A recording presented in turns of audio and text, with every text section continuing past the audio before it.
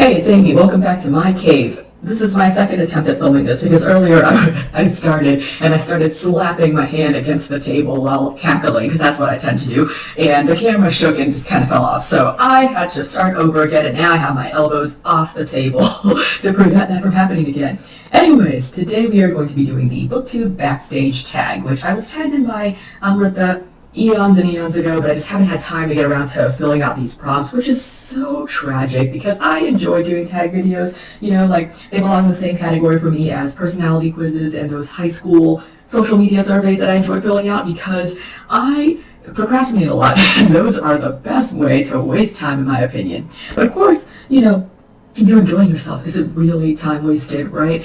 I'm trying to come to terms with the fact lately that some weekends, actually most weekends, I'm just going to be doing absolutely nothing productive. Now, as capitalism's rebellious daughter, I have mixed feelings about the concept of productivity. On the one hand, I truly believe that you do not always have to be productive and working and doing something that's useful to society or whatever. But on the other hand, I also get mad at myself when I waste a weekend because I didn't read a book I wanted to read or watch a movie I said I was going to watch, something like that. So it's like productivity, but just in like a different clothes, I guess you could say.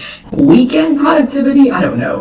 Like, there's a checklist, and I always feel like I need to check off things. But as of this week, I've decided I don't care anymore. I will just do whatever I want to do because, you know, I am so busy with work and everything that by the time Friday nights roll around, I'm just like, dude, I don't want to read a serious book. I just want to settle down with a beer and open up YouTube and check out one of the recommended videos on my feed. This Friday night video is one of those performance medleys from Super Junior over the years. I had so much fun watching it. You know, nothing lifts the spirits like seeing a beautiful man, in my opinion.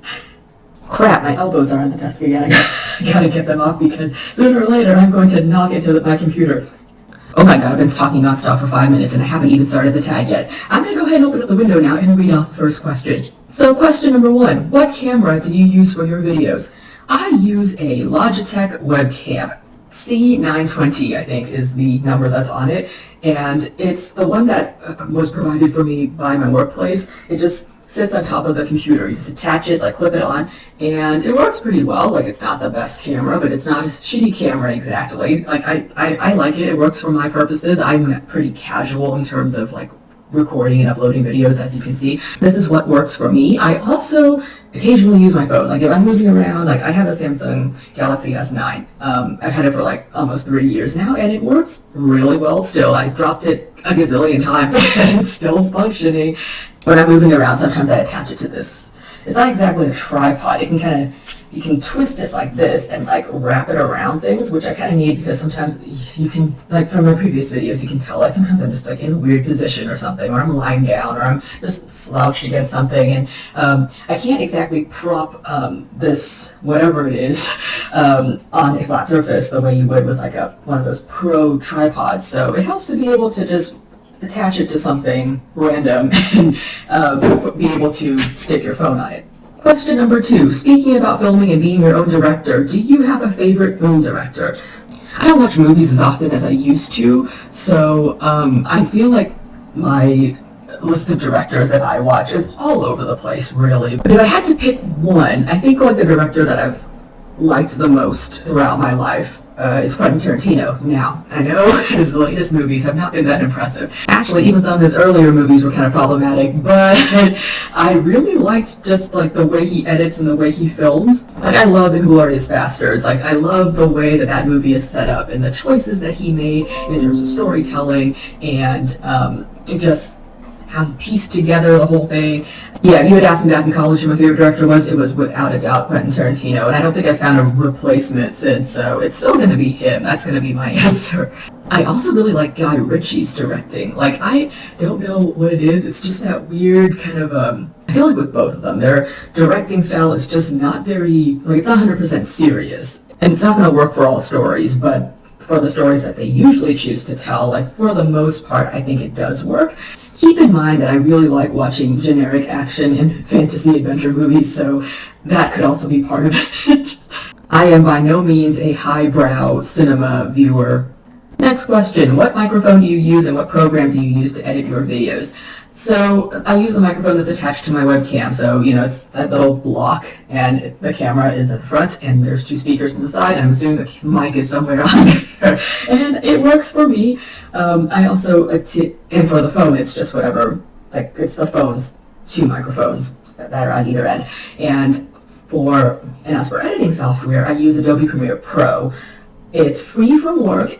You notice a theme here, by the way. Everything is either free or convenient. I'm a very practical person. But yeah, Adobe Premiere Pro. Like, we also have Adobe Premiere Rush from work, but like Rush is just like a more easy to use version of Premiere Pro. But I prefer Premiere Pro. That's what I learned to edit videos using. Admittedly, I am not using it to its full potential. I know you can do really, really cool stuff with Premiere Pro, and I'm just too lazy to figure out how to do it. So my edits are very basic, and it's something that probably could be done in a free program, but I like using Premiere Pro for it.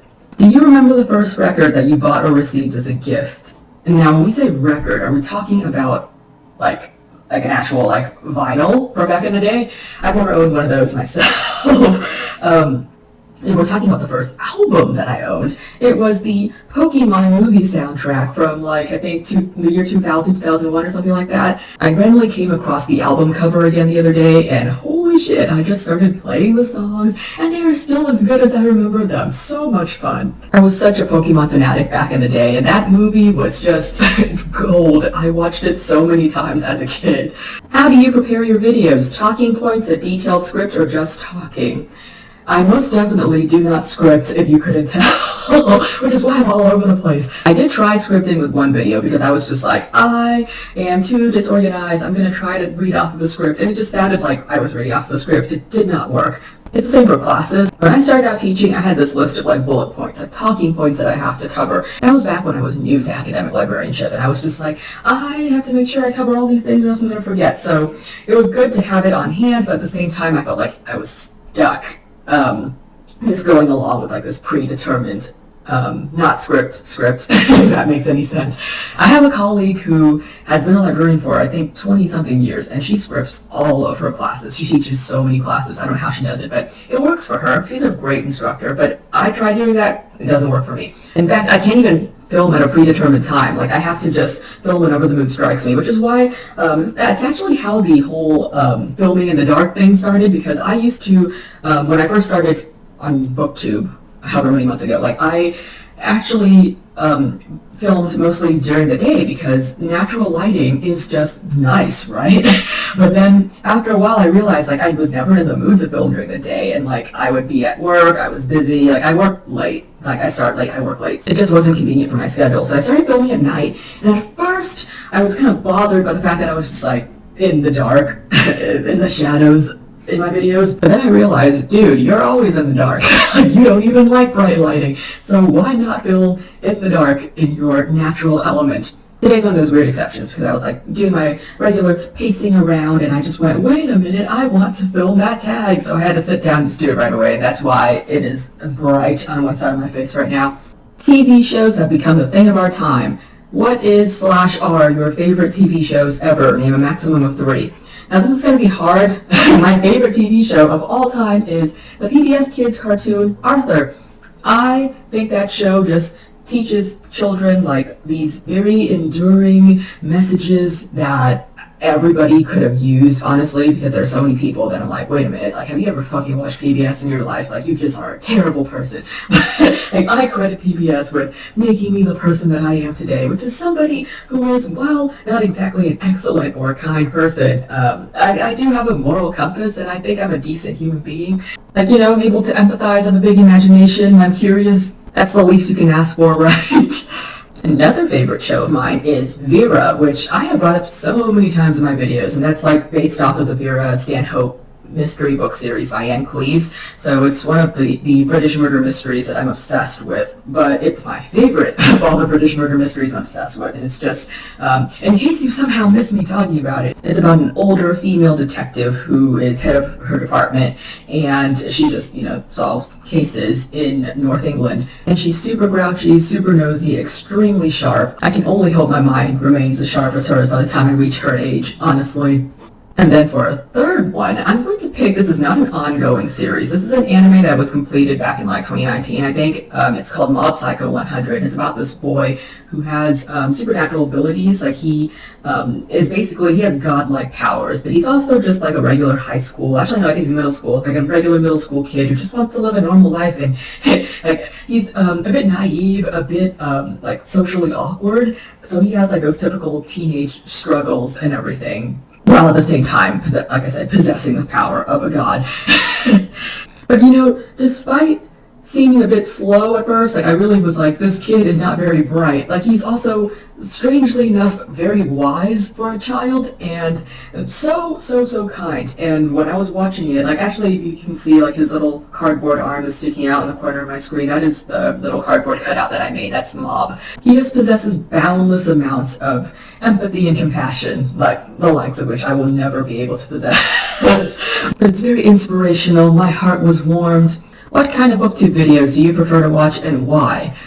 So, I like review videos best because I like to be told what is good and what is not, especially by people like you people that I trust. After watching all of you for a while, I've kind of gotten an idea of what everybody likes and how everybody reviews things. So I start to trust certain people with certain genres, or with with books by certain authors and everything. So my favorite videos are going to be review videos and wrap-ups. I like tag videos. I also like some vlogs, like not all. Like sometimes I just don't have the patience to watch a vlog, but like depending on the day, my mood, or what the vlog is about, or what it's featuring, like I do enjoy those. I usually watch them when I'm like eating lunch or something like that.